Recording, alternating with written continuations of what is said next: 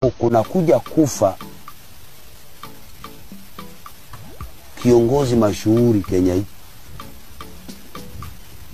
Hawa viongozi unaoona mmoja wao anaenda kufa mashuhuri, atakapokufa itawekwa kwa gazeti, magazeti itakuwa kilio, darkness.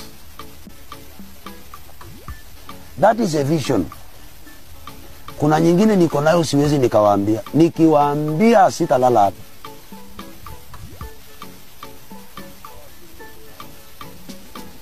Lakini si nimesema kabla haijafanyika. I told you, if one is a real servant of God, let him give a prophecy boldly and let us wait. Pastor, do you know that person? Yes. Unamjua? Eh.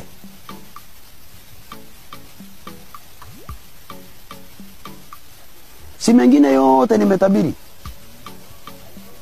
Kuna ile ambayo imepita bila kutimia. Hii pia nimewaambia. Kwa viongozi wakubwa, mimi nimeiweka hivyo, lakini ningekuambia kwa fulani.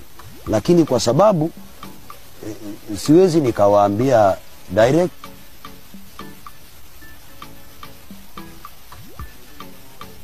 na itawekwa kwa gazeti, and it will be very painful and it will shock the whole country. Watu hawatawaamini. Hata hakuna mtu ataandamana, mtabaki tu ukiwa mfanya.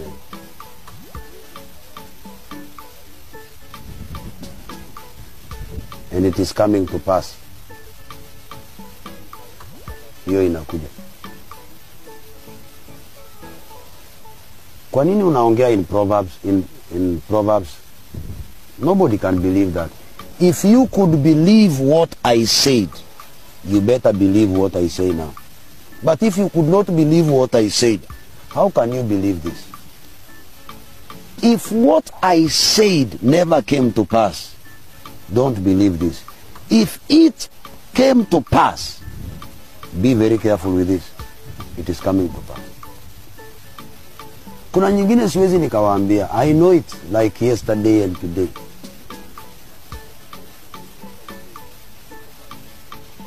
So those are visions, those are not dreams. Those are visions, those are not dreams.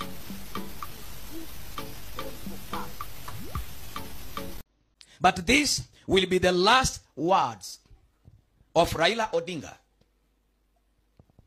The last word itakuwa ni hii: Mr. President, please take care of them. Kile Raila atafanya kwa Ruto ni hii: atamwachia the last words. Nimesema this will be a very short journey. Haitakuwa kama ile ya Moi na Raila.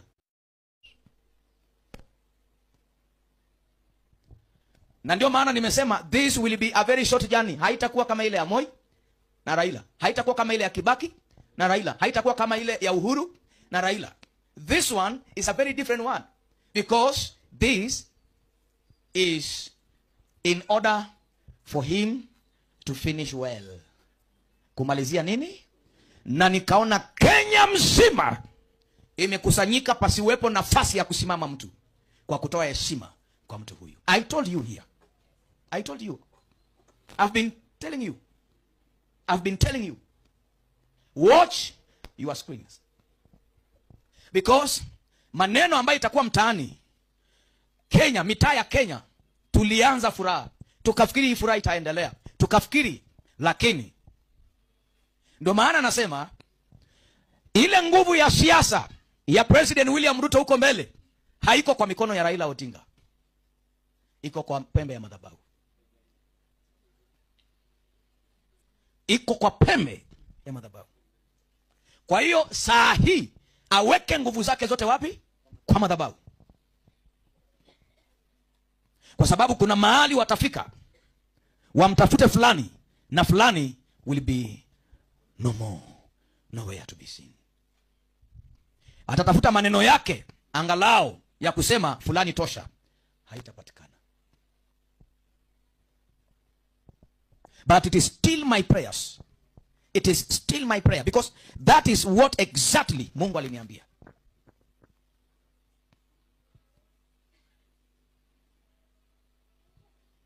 That is what exactly the Lord told me. Through those